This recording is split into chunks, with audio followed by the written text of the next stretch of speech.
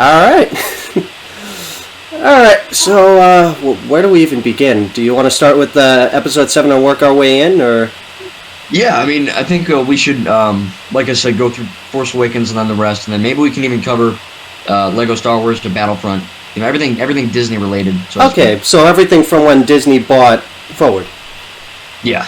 Okay. So let's not talk for 6 hours, but you know what I mean. We gotta get through some good stuff too. So, but no, I mean, yeah, Force Awakens. I mean, what was that? 2015. That December. was 2015. Wow, 4 years ago already.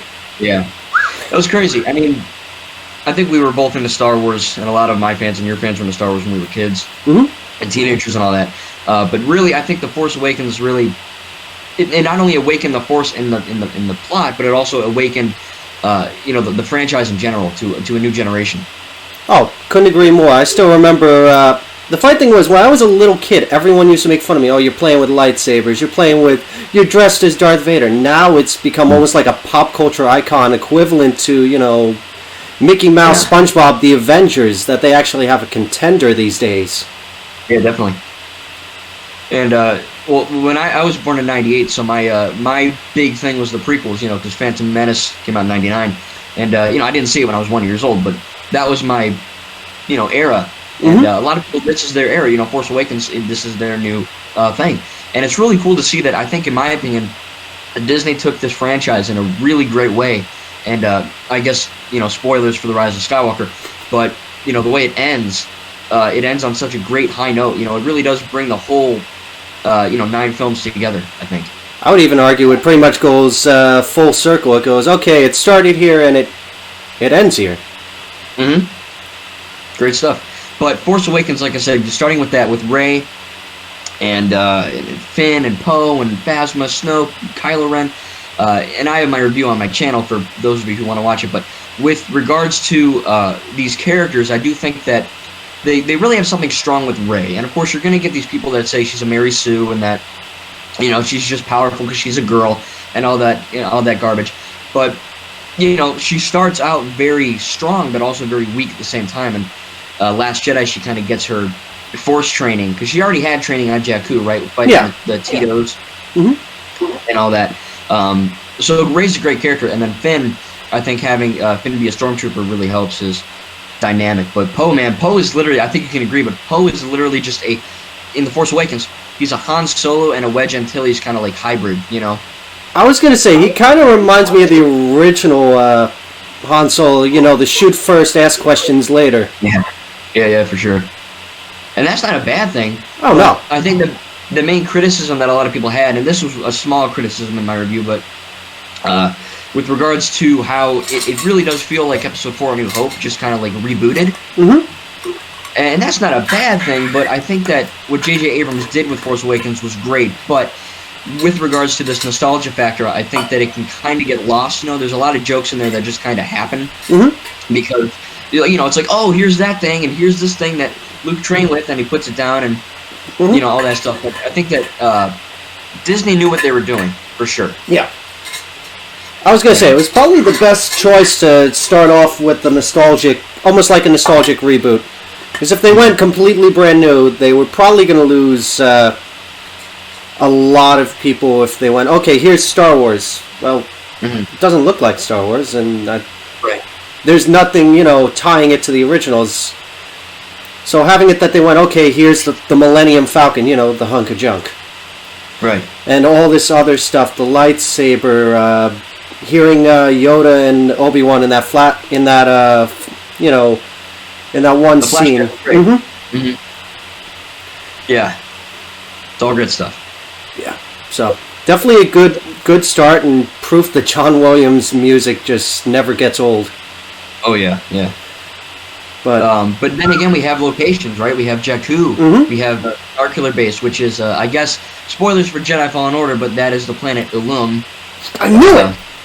I know, right? Yeah, it was so cool. 'Cause when you go there, you see it, and it's like the mining colony thing started. So that's cool. Yeah.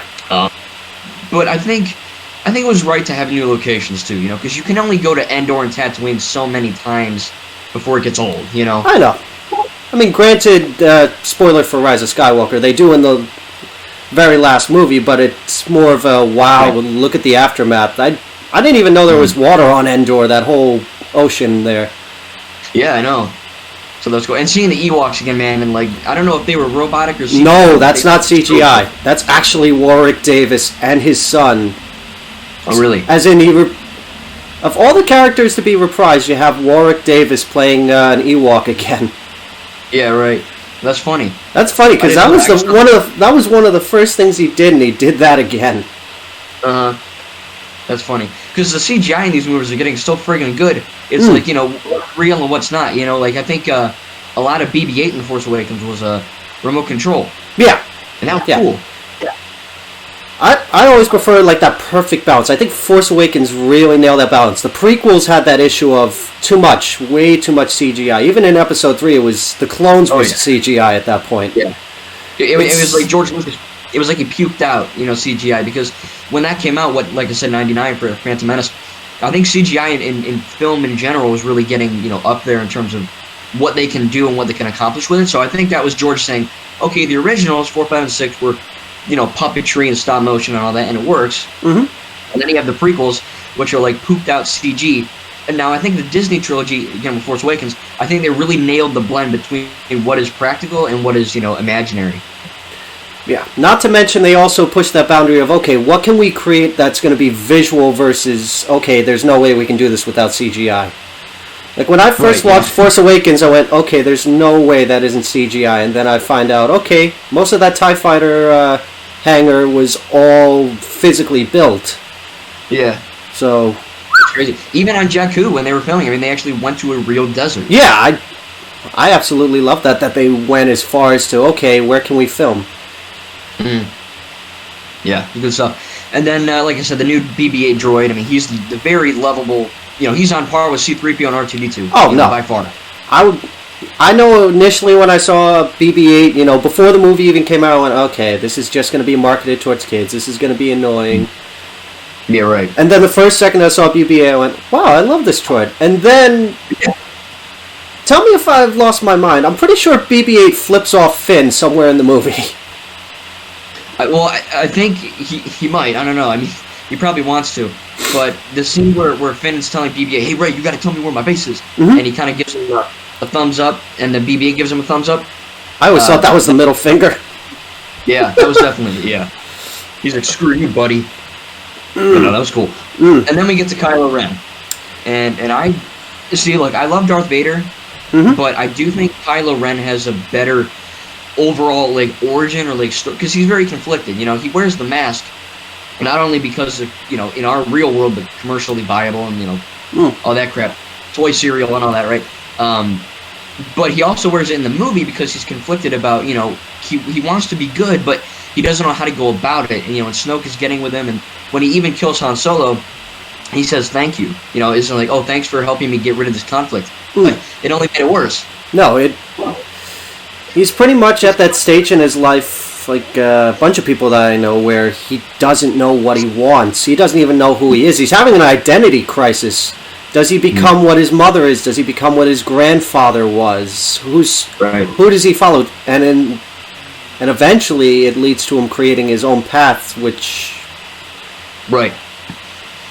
Can go, you know. See, I enjoyed it. I thought it was cool. I was going to say, he's definitely on par with Vader. Whether or not he's better than Vader is definitely tough. That's a debate. That would be a long video and debate. Yeah.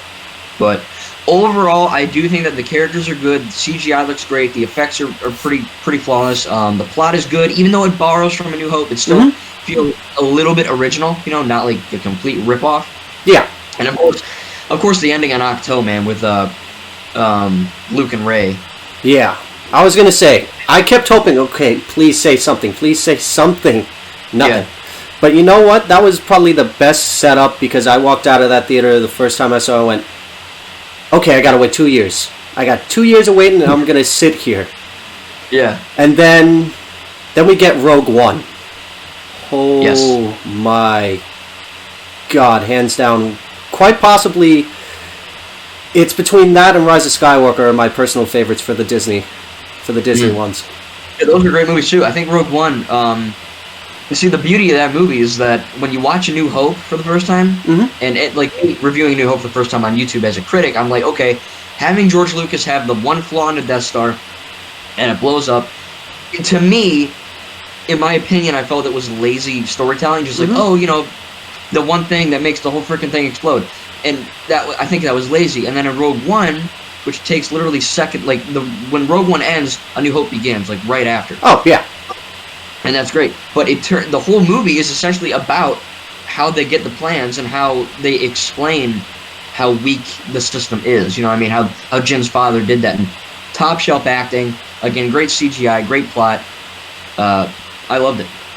Oh, no. I was going to say, my personal favorite scene, I'm pretty sure you can figure this one out. All you have to do is picture a dark room and a red lightsaber. Vader. Yeah. Leave it at... I don't know what it is about Vader. It's probably just the iconic look. He just stole the show for me at the very end. Because we didn't think that was going to happen. No. I don't even think that was supposed to happen. Yeah. They went in the end, they're like, oh, we'll put it in there. But this is the first time, in my opinion, Darth Vader was scary.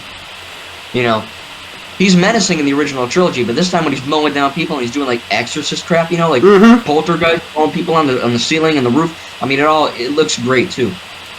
Because I think the difference between him and when you get to the original trilogy, it's like, okay, he's kind of more laid back. He just has to stand there and look menacing.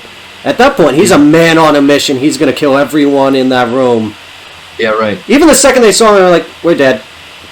We're all dead in that room. It was like the Call of Duty 4 mission, Modern Warfare, Wet Work or whatever, where he's like, we are leaving. It's like, yeah, we got to go. Yeah. Basically. But I do think it's a little jarring because when I did these reviews, I watched all the movies from 1 to 8, including Rogue One Solo and the Clone Wars movie and all that. It's a bit jarring to watch Rogue One and have Vader be such a badass and, you know, destroy people. And then having A New Hope, which I think is the worst lightsaber fight ever, how it's just kind of like standing there, like... Oh, no. I mean, it's horrible. I get that they're both older. You know, they're both older, but at the same time, it's a little weird looking. And that's not really that bad of a negative because they did that one first. Yeah. You know, and what was it, 77? When, you know, that was probably the coolest thing in the world back then. Oh, no, it was cool back then, but now it's... You look at it and go, eh. Yeah. Yeah. And another thing with Attack of the Clones, really fast, that scene between Obi-Wan and Jango Fett on Kamino. If you notice, Obi-Wan Kenobi likes to drop kick a lot. He's jumping and he's like doing Mortal Kombat stuff.